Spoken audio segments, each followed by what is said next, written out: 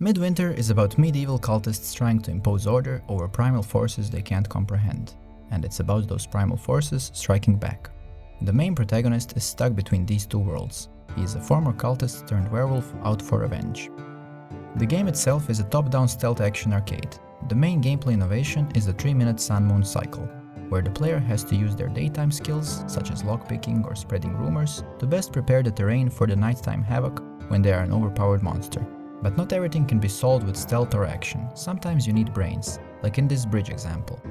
The bridge is lit up by pixie lights, revealing your true nature during the day, and during the night is just too heavily guarded. You're gonna get killed either way. So what do?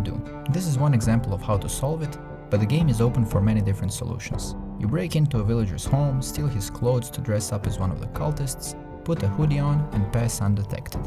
So you can use the cultist's AI against them. Here we hide firewood to lure the lumberjack into the woods at night. This works because everyone has a role they perform, which tells them what they are supposed to do. They also have a suspicion meter, which tells them if a fellow cultist is a bit too suspicious. If you get 3 strikes, you're out. Like this poor innocent bystander will take the fall because he's seen by another villager near a dead body. Time for a pitchfork mob. Of course, being super suspicious yourself, you'll often be running for your life from angry pitchfork mobs as well. In fact, this constant switching between feeling clever and running for your life is the core feeling of the game.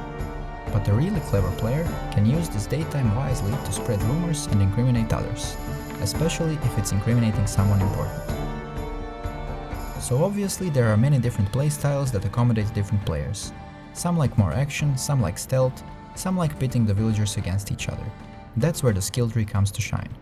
So we just did a side quest of eating a live pixie, and we got our first werewolf skill, Howl. The werewolf relies on brute force and most of his skills raise panic or make attacking easier. The vampire is more about creating loyal minions, and the witch is more about making hallucinogenic concoctions that raise suspicion and paranoia. The core gameplay works great as a single-player narrative experience, with characters being switched in and out at key junctures like at ancient wells. But it is also in our plan to have a co-op mode with 2 or 3 players so that you can play the characters simultaneously and add to the fun.